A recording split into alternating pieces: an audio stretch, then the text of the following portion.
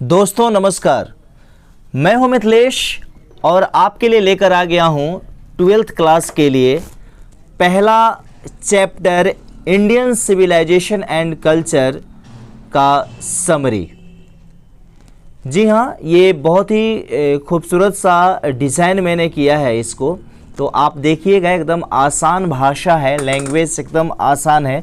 आप पढ़िएगा, समझिएगा, सुनिएगा अच्छे तरीके से, तो आपको अच्छे तरीके से समझ में आएगा और निश्चित तौर पे आप अच्छे से एग्ज़ाम के अंदर लिख कर आ जाइएगा।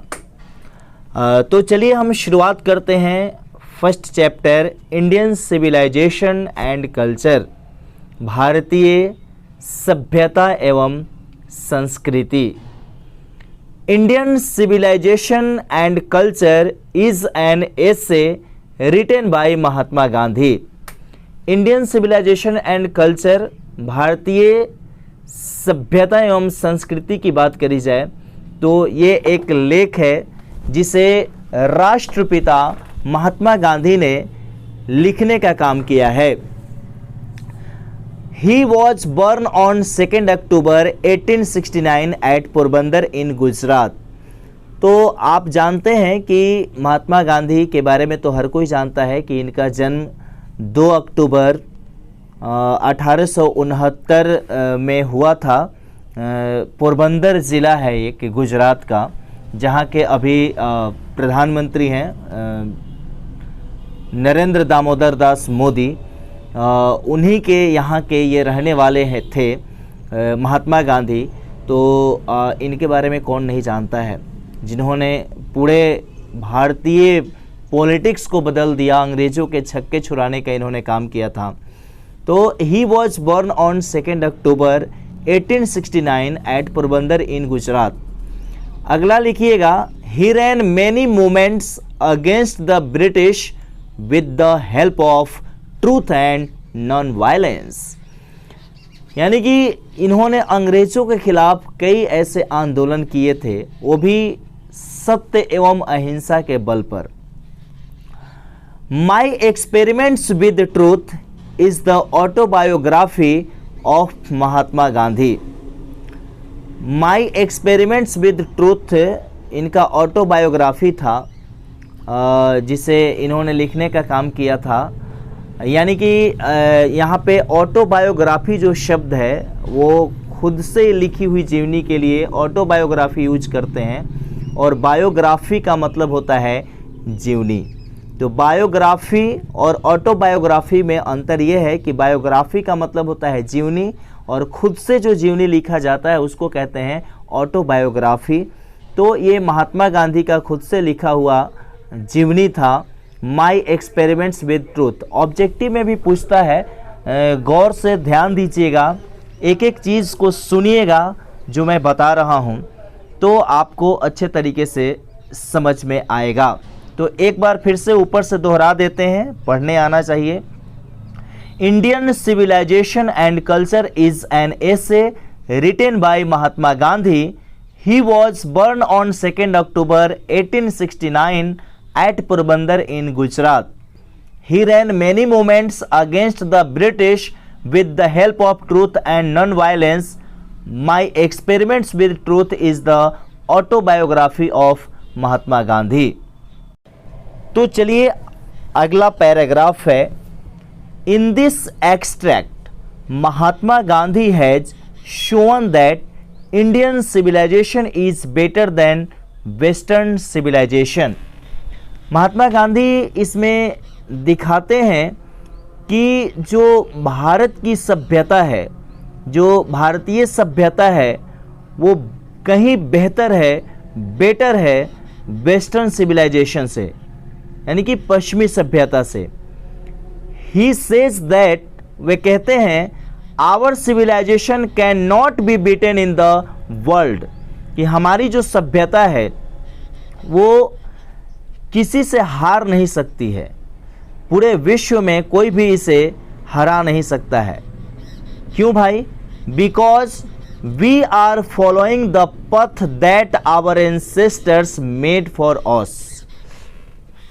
क्योंकि हम लोग जो है उस रास्ते पर चलते हैं जिसे हमारे लिए हमारे पूर्वजों ने बनाया है।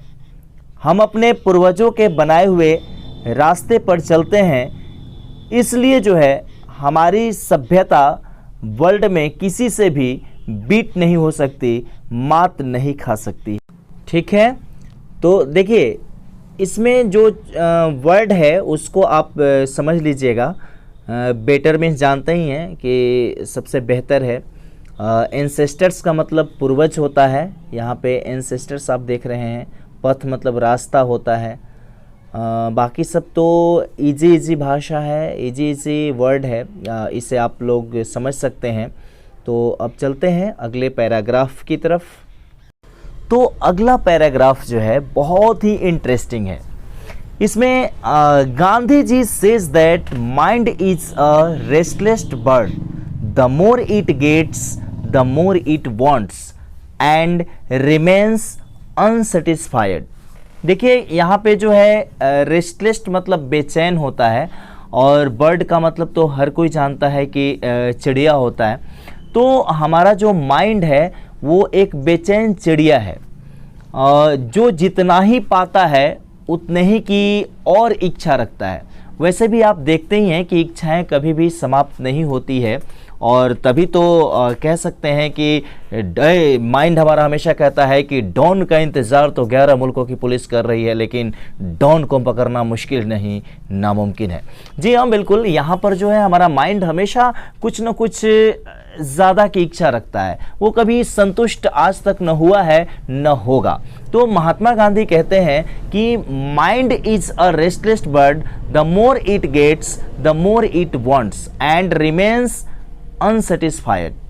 तो माइंड कभी संतुष्ट नहीं होता है, इसलिए हमें अपने माइंड पर कैसे कमांड करना है इसके बारे में ये बताते हैं। So we should not indulge in our passions. अब इन्होंने कहा कि इंडल्ज का मतलब होता है लिप्त होना, यानी हमें अपने पैशन में लिप्त नहीं हो जाना चाहिए। ठीक है, पैसे की आवश्यकता होती है, कुछ सुख सुविधाएं चाहिए, लेकिन उसमें हमें लिप्त नहीं होना चाहिए और हर कुछ नहीं कर गुजरना चाहिए उस सुख को पाने के लिए। सही तरीके से हमें पाना चाहिए। Gandhi ji forbade us to live in cities. Gandhi ji हमें मना करते हैं, फॉरवर्ड मतलब मना करना, मना करते हैं कि हमें शहरों में नहीं रहना चाहिए, और इसका कारण जो देते हैं बड़ा ही रोचक है। वो कहते हैं because there would be gangs of thieves and robbers who loot us. यानी कि वहाँ पे जो चोरों का झुंड रहता है, डाकुओं का समूह रहता है, ये जो है हमें लूटने का काम करते हैं। और बुक में तो प्रोस्टिट्यूशन के बारे में भी बताया गया है, तो यहाँ पे ज़्यादा कुछ लिखना नहीं है। जो मेन टॉपिक है उसे लिख दीजिए, निश्चित तौर पे आपको एक अच्छा नंबर आएगा। तो चलिए आगे हम चलते हैं अगले पैराग्राफ की तरफ। उसमें गांधी जी आगे क्या कहते हैं, देखिए। ही परसुएड्स अस that we should not adopt Western civilization because modern civilization is the worship of the materials that make us lazy, that make us lazy। देखिए यहाँ पर persuades का मतलब होता है समझाना, बताना, मनाना। वे हमें समझाते हैं कि we should not adopt Western civilization, हमें पश्चिमी सभ्यता को नहीं अपनाना चाहिए। एडॉप्ट मतलब होता है अपनाना।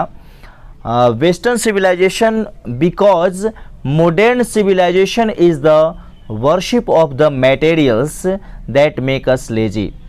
जो पश्चिमी सभ्यता है या मॉडर्न जो सिविलाइजेशन है वो भौतिकवादिता को ज़्यादा महत्व देता है, सुख सुविधाओं को ज़्यादा महत्व देता है, वो ज़्यादा फन की तरफ बढ़ता है, मज़ा की तरफ बढ़ता है। जैसे एज पर एग्जांपल वो लोग सुख सुविधा ज़्यादा चाहते हैं, मशीनों पर ज़्यादा भरोसा करते हैं, जिसके कारण वे लेजी हो रहे हैं और हमें मतलब आलसी भी बना देता है। कोई भी मशीन ले लीजिए जो हम लोग अपने मेहनत से काम करते थे, उसका स्थान मशीनों ने ले लिया है। तो निश्चित तौर पे जो है ये अच्छी बात नहीं है, हमें लेजी बनाता है। उनकी सोच थी, महात्मा गांधी ने ये हमें बताने का काम किया है कि हमें मॉडर्न सिविलाइजेशन को नहीं अपनाना चाहिए।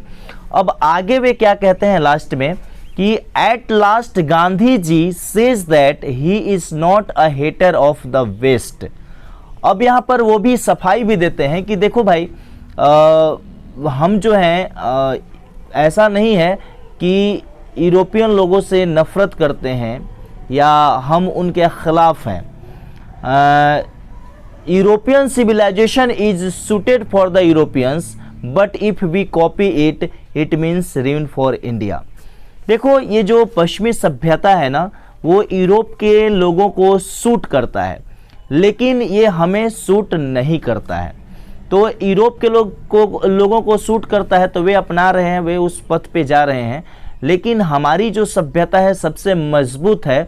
अगर हम पश्चिमी सभ्यता को कॉपी करेंगे यानी कि नकल करेंगे तो इसका मतलब ये होगा कि हम भारतीय सभ्यता को बर्बाद कर रहे हैं। और इन्होंने कहा है कि it means ruin for India. स्पष्ट शब्दों में कहा है कि इसका मतलब है कि हम लोग अपनी जो भारत की सभ्यता है या भारतीयता है उसको हम लोग निश्चित तौर पे बर्बाद करेंगे। तो दोस्तों, ये था आज इंडियन सिविलाइजेशन एंड कल्चर का समरी। फिर एक अगले चैप्टर के साथ मैं आऊँगा और आपसे बस मेरा यही कहना है कि अगर ये अच्छा लगा तो आप चैनल को सब्सक्राइब ज़रूर कीजिएगा और यहाँ पर घंटी भी बजा दीजिएगा कि जब भी मैं वीडियो अपलोड करूँगा तो आपके पास इसका नोटिफिकेशन चला जाएगा। आशा करते हैं कि हमारा ये वीडियो आपके ज़िंदगी में बदलाव लाएगा। तो दीजिए अपने दोस्त मिथिलेश को इजाज़त। नमस्कार।